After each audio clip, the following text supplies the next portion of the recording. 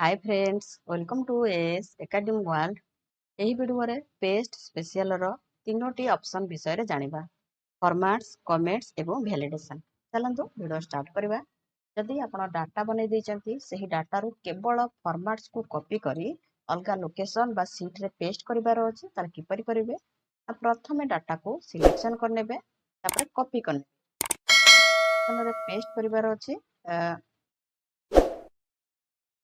ସେହି ଲୋକେସନରେ ରହିବେ।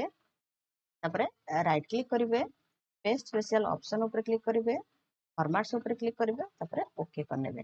ଦେଖନ୍ତୁ କେବଳ ଏଠି ଫର୍ମାଟ୍ସ ପେଷ୍ଟ ହେଇଗଲା। ଏ କ'ଣ ହେଲା? ଯେଉଁ ସିଟ୍ରେ ମୋର ଡାଟା ଥିଲା, ମୁଁ ପର୍ଟିକୁଲାର ସେହି ସିଟ୍ରେ ଫର୍ମାଟ୍କୁ ପେଷ୍ଟ କରିନେଲି।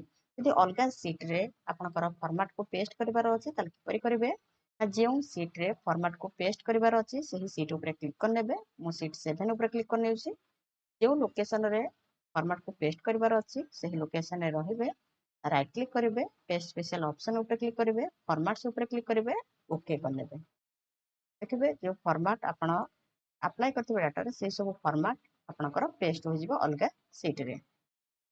ଏବେ ଦେଖିବା ନେକ୍ସଟ ଅପସନ୍ ଆମର କ'ଣ ଆସିଲା। ନେକ୍ସଟ ଅପସନ୍ ଆମର ଆସିଲା କମେଣ୍ଟସ୍। ଯଦି ଆପଣଙ୍କ ଡାଟାରେ ଆପଣ କମେଣ୍ଟସ୍ ଲଗେଇଛନ୍ତି, ପର୍ଟିକୁଲାର କମେଣ୍ଟସକୁ କପି କରି ଅଲଗା ସେଲ୍ରେ ପେଷ୍ଟ କରିବାର ଅଛି, ତାହେଲେ ଆପଣ କମେଣ୍ଟସ୍ ଅପସନ୍କୁ ୟୁଜ୍ କରିପାରିବେ। ଦେଖନ୍ତୁ ଏଠି ମୋର ଦୁଇଟି ସେଲ୍ରେ କମେଣ୍ଟସ୍ ଲାଗିଛି। ପ୍ରଥମ ସେଲ୍ରେ ଦେଖନ୍ତୁ ମ୍ୟାନେଜର ଶୋ କରୁଛି, ସେକେଣ୍ଡ କମେଣ୍ଟସ୍ ଆମର HR ଡିପାର୍ଟମେଣ୍ଟ ଶୋ କରୁଛି। ତାହେଲେ କମେଣ୍ଟସ୍କୁ କିପରି କପି କରିବେ? ନା ଯେଉଁ ସେଲ୍ରେ ଆପଣ କମେଣ୍ଟସ୍ ଲଗେଇଥିବେ, ସେହି ସେଲ୍ରେ ରହିବେ, କପି କରିନେବେ। ଯେଉଁ ସେଲ୍ରେ ପେଷ୍ଟ କରିବାର ଅଛି କମେଣ୍ଟକୁ, ସେହି ସେଲ୍ରେ ରହିବେ, ରାଇଟ୍ କ୍ଲିକ୍ କରିବେ, ପେଷ୍ଟ ସ୍ପେଶିଆଲ ଅପସନ୍ ଉପରେ କ୍ଲିକ୍ କରିବେ, କମେଣ୍ଟସ୍ ଉପରେ କ୍ଲିକ୍ କରିବେ, ତାପରେ ଓକେ କରିନେବେ। ଦେଖନ୍ତୁ ଏଠି କମେଣ୍ଟସ୍ ପେଷ୍ଟ ହୋଇଗଲା। ଏଠି କ'ଣ ହେଲା? ଯେଉଁ ଡାଟାରେ ମୋର କମେଣ୍ଟସ୍ ଥିଲା, ମୁଁ ପର୍ଟିକୁଲାର ସେହି ଡାଟାରେ କମେଣ୍ଟକୁ ପେଷ୍ଟ କରିନେବି। ଯଦି ଅଲଗା ସିଟ୍ରେ ବା ଅଲଗା ଲୋକେସନରେ କମେଣ୍ଟକୁ ପେଷ୍ଟ କରିବାର ଅଛି, ତାହେଲେ କିପରି କରିବେ? ଯେଉଁ ସେଲ୍ ଗୁଡ଼ିକରେ ଆପଣ କମେଣ୍ଟସ୍ ଲଗେଇଥିବେ, ପ୍ରଥମେ ସେହି ସେଲ୍ ଗୁଡ଼ିକୁ କ'ଣ କରିବେ? ନା କପି କରିନେବେ। କପି କରିସାରିଲା ପରେ ଯେଉଁ ଲୋକେସନରେ ଆପଣଙ୍କର କମେଣ୍ଟସ୍କୁ ପେଷ୍ଟ କରିବାର ଅଛି, ସେହି ଲୋକେସନରେ ରହିବେ, ରାଇଟ୍ କ୍ଲିକ୍ କରିବେ, ପେଷ୍ଟ ସ୍ପେଶିଆଲ ଅପସନ୍ ଉପରେ କ୍ଲିକ୍ କରିବେ, କମେଣ୍ଟସ୍ ଉପରେ କ୍ଲିକ୍ କରିବେ, ତାପରେ ଓକେ କରିନେବେ। ଦେଖନ୍ତୁ ଏଠି କମେଣ୍ଟସ୍ ଆସିଗଲା, କିନ୍ତୁ କିଛି ଟେକ୍ସଟ ଶୋ କରୁନି। ତ ଆପଣଙ୍କ ରିକ୍ୱାରମେଣ୍ଟ ଅନୁସାରେ ଆପଣ ଟେକ୍ସଟ ରଖିପାରିବେ। ଏବେ ଦେଖିବା ନେକ୍ସଟ ଅପସନ୍ ଆମର କ'ଣ ଆସିଲା। ନେକ୍ସଟ ଅପସନ୍ ଆସିଲା ଭ୍ୟାଲିଡେସନ୍।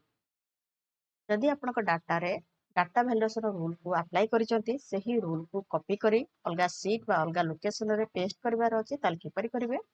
ଦେଖନ୍ତୁ ମୋର ବୋନସ୍ ସେଲ୍ରେ ଡାଟା ଭ୍ୟାଲିଡେସନ୍ ରୁଲ୍ ଲାଗିଛି, ତା ସହିତ ମେସେଜ ମଧ୍ୟ ଲାଗିଛି। ମେସେଜରେ କ'ଣ ସବୁ ଶୋ କରୁଛି? ନା please enter a number between 200 500। ତାହେଲେ କିପରି ଡାଟା ଭ୍ୟାଲିଡେସନ୍ ରୁଲ୍କୁ କପି କରି ଅଲଗା ସିଟ୍ରେ ପେଷ୍ଟ କରିବା? ଯେଉଁ ସେଲ୍ ଗୁଡ଼ିକରେ ଆପଣ ଡାଟା ଭ୍ୟାଲିଡେସନ୍ ରୁଲ୍କୁ ଆପ୍ଲାଏ କରିଥିବେ, ପ୍ରଥମେ କ'ଣ କରିବେ? ନା ସିଲେକ୍ସନ କରିନେବେ, ତାପରେ କପି କରିନେବେ। ଯେଉଁ ସିଟ୍ରେ ପେଷ୍ଟ କରିବାର ଅଛି, ସେହି ସିଟ୍ ଉପରେ କ୍ଲିକ୍ କରିବେ। ମୁଁ ସିଟ୍ 4 ଉପରେ କ୍ଲିକ୍ କରୁଛି। ଯେଉଁ ଲୋକେସନରେ ପେଷ୍ଟ କରିବାର ଅଛି, ସେହି ଲୋକେସନରେ ରହିବେ, ରାଇଟ୍ କ୍ଲିକ୍ କରିବେ, ପେଷ୍ଟ ସ୍ପେଶିଆଲ ଅପସନ୍ ଉପରେ କ୍ଲିକ୍ କରିବେ, ଭ୍ୟାଲିଡେସନ୍ କ୍ଲିକ୍ କରିବେ, ତାପରେ ଓକେ କରିନେବେ। ଏବଂ ଏଠି ମେସେଜ ମଧ୍ୟ ଆସିଯାଉଛି। ମୁଁ ଏଠି ପ୍ରଥମ ସେଲ୍ରେ 200 ଦେଉଛି, ସେକେଣ୍ଡ ସେଲ୍ରେ 190 ଦେଉଛି।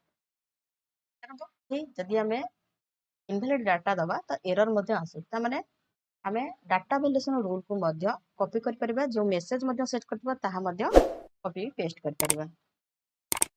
ଏହି ଭିଡିଓରେ ଆମେ ତିନୋଟି ବିଷୟରେ ଜାଣିଲେ, ଫର୍ମାଟ୍ସ, କମେଣ୍ଟସ୍ ଏବଂ ଭ୍ୟାଲିଡେସନ୍। ନେକ୍ସଟ ଭିଡିଓରେ ବାକି ସବୁ ଅପସନ୍ ବିଷୟରେ ଜାଣିବା। ଆଜି ପାଇଁ ଭିଡିଓଟି ଏତିକି। ଧନ୍ୟବାଦ।